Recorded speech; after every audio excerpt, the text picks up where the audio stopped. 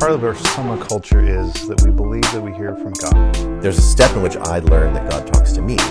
There's a whole nother step that says that God talks to you, and that I have the ability to accept that. And then, of course, John has the ability to speak it and share it. Welcome.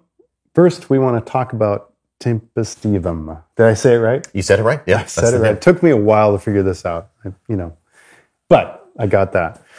This originated 10 years ago, maybe? Actually, close to 20 now. So, we did this all the way back to 2000 when we very first started. Wow. Yeah. Like Code Monkeys, before Soma. Before Soma even was a thing. There's this idea of tithing, right? I think if you're familiar with Christianity, the church, there's this idea of tithing, giving 10% of your money back to God that you've earned. Right.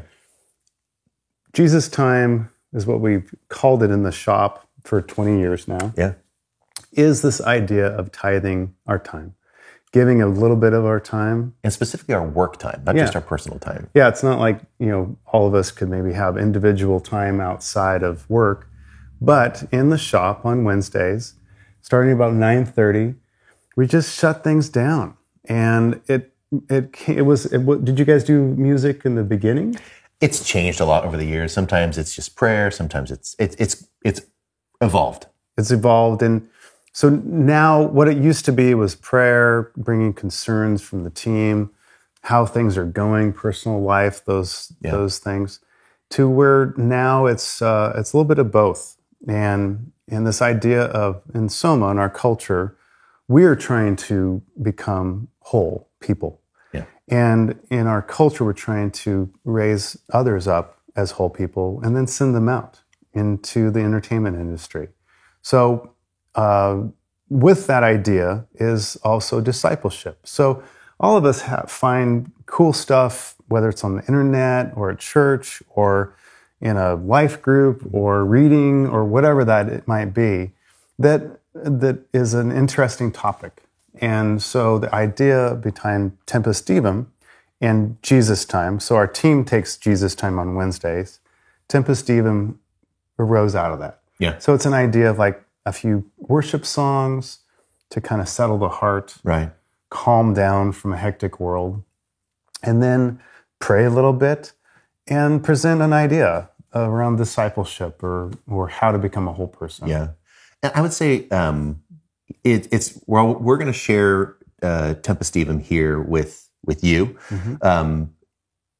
It would be really important to understand the context that we are experiencing it in the shop, which is to say that it's a rhythm that has to really include prayer, personal time, quiet time. In other words, all the teaching in the world, if it doesn't settle in your soul, and if you don't have the time for that to actually resonate with you, then it's just noise, right? Yeah. And so one more thing. And I would also say Tempus Divum or Jesus time, kind of what we call it internally.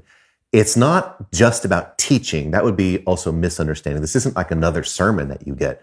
We really are saying that from the context that John said, we're looking for that place in which all of us are learning to be fully whole, mm-hmm. and also to learn how to live well. So there's this notion of development, discipleship, of progress from young believers, young people, everything else, into mature believers, mature people. There's a whole idea that Paul talks about of being able to accept red meat, right? So that it's not just milk. We're trying to develop very deliberately.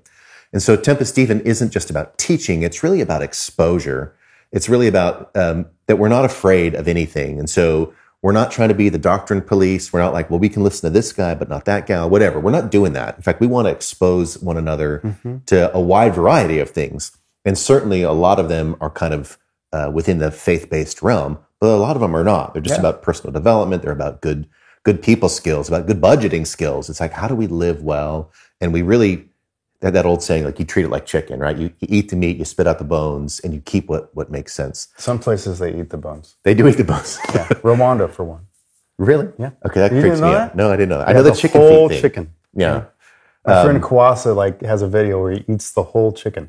Well, maybe not feathers. Okay. Aye.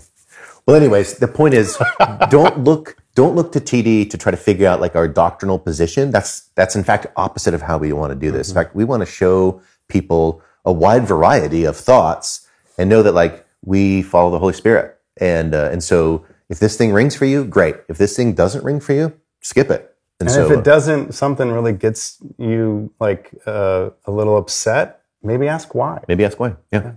So, all right. So we hope that you enjoy what this is all about.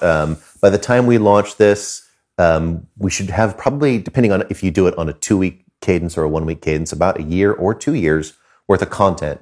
To be real candid, at this day in time, we're not really sure if we want to charge for it or not. From the teaching perspective, I'm inclined not to. But there's an element here about like sometimes right now just a paywall kind of keeps the trolls out. And so if we do, its purpose is actually just to protect the people who love this. It's not to make a buck.